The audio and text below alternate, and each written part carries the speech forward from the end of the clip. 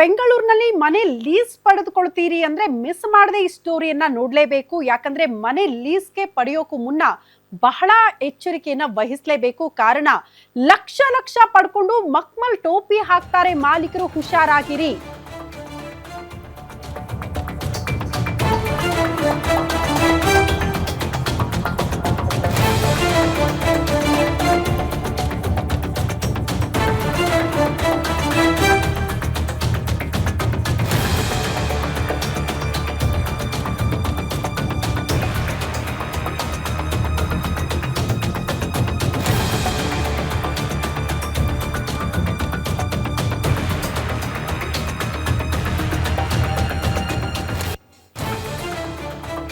ಬೆಂಗಳೂರಲ್ಲಿ ಮನೆ ಲೀಸ್ ಪಡೆಯೋಕು ಮುನ್ನ ಎಚ್ಚರ ಎಚ್ಚರ. ಲಕ್ಷ ಲಕ್ಷ ಹಣ ಪಡ್ಕೊಂಡು ಮಕ್ಮಲ್ ಟೋಪಿ ಹಾಕ್ಬಿಡ್ತಾರೆ, ಹುಷಾರಾಗಿರಿ. ಖಾಸಗಿ ಕಂಪನಿಯಿಂದ ನೂರಾರು ಜನರಿಗೆ ಮಹಾ ದೋಖ ಆಗಿರುವಂತಹ ಸ್ಟೋರಿ ಇದು. ಕೇಂದ್ರ ಸಚಿವರ ಪರಿಚಯ ಇದೆ ಅಂತ ಹೇಳ್ಕೊಂಡು ಚೀಟಿಂಗ್ ಮಾಡಿರುವಂತಹ ಸ್ಟೋರಿ.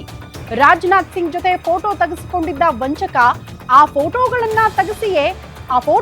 ತೋರಿಸಿಯೇ 10 ಅಲ್ಲ 20 ಅಲ್ಲ ಬರೋಬ್ಬರಿ 60 ಕೋಟಿ ರೂಪಾಯಿ ಎಗರಿಸಿದ್ದಾನೆ. ಕಷ್ಟಪಟ್ಟು ಮನೆಗೆ ಹಣ ಕಟ್ಟಿದವರು, ಹಣ ಕೊಟ್ಟವರು ಕಂಗಾಲಾಗ್ಬಿಟ್ಟಿದ್ದಾರೆ. ಹಾಗಾಗಿ ಮನೆ ಲೀಸ್ ಪಡೆದುಕೊಳ್ತೀರಿ ಅಂದ್ರೆ ಸ್ವಲ್ಪ ಪೂರ್ವಾಪರ ಯೋಚನೆ ಮಾಡೋದು ಒಳ್ಳೇದು ಅಂತ ಅನ್ಸುತ್ತೆ.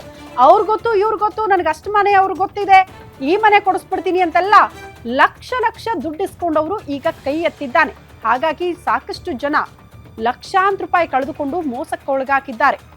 ಬೆಂಗಳೂರಿನಲ್ಲಿ ಬೇರೆ ಬೇರೆ ರೀತಿ ಜಾಲಗಳೆಲ್ಲ ಇದೆ ವಂಚನೆ ಮಾಡೋ ವಿಚಾರಕ್ಕೆ ಸಂಬಂಧಪಟ್ಟಂತೆ. ಆದ್ರೆ ಈಗ ಆ ಲಿಸ್ಟ್ಗೆ ಮನೆನ ಲೀಸ್ ಹಾಕಿಸ್ಕೊಡ್ತೀವಿ ಅಂತ ಹೇಳ್ಕೊಂಡು ಬಂದ್ರು ಕೂಡ ಸ್ವಲ್ಪ ಹುಷಾರಾಗಿರ್ಬೇಕು. ಯಾರಿಗೆ ಕೊಡ್ತಾ ಇದ್ದೀರಿ ದುಡ್ಡು, ಆ ಮನೆ ಅವ್ರದೇನಾ, ಅವರೇ ಮಾಲೀಕರ, ಯಾರಿಗೆ ಕೊಡ್ತಿದ್ದೀವಿ ದುಡ್ಡು, ಇದೆಲ್ಲವೂ ಕೂಡ ಸೇಫಾ? ಸ್ವಲ್ಪ ಯೋಚನೆ ಮಾಡಿ ದುಡ್ಡು ಕೊಡೋದು ಒಳ್ಳೇದು. ಕಾರಣ ನೋಡಿ, ಇಲ್ಲಿ ರಾಜನಾಥ್ ಸಿಂಗ್ ಅವರ ಜೊತೆಗೆ ಫೋಟೋ ತೋರಿಸ್ಕೊಂಡು ಓಡಾಡ್ಕೊಂಡು ಲಕ್ಷ ಲಕ್ಷ ಹಣ ಪಡ್ಕೊಂಡು ಮನೆ ಲೀಸಿಗೆ ಕೊಡಿಸ್ಬಿಡ್ತೀನಿ ಅಂತೆಲ್ಲ ನೆಪಗಳನ್ನ ಹೇಳ್ಕೊಂಡು ಈಗ 60 ಕೋಟಿ ರೂಪಾಯಿ ಎಗರಿಸ್ಕೊಂಡು ಪರಾರಿಯಾಗಿದ್ದಾನಂತೆ ಈ ಭೂಪ.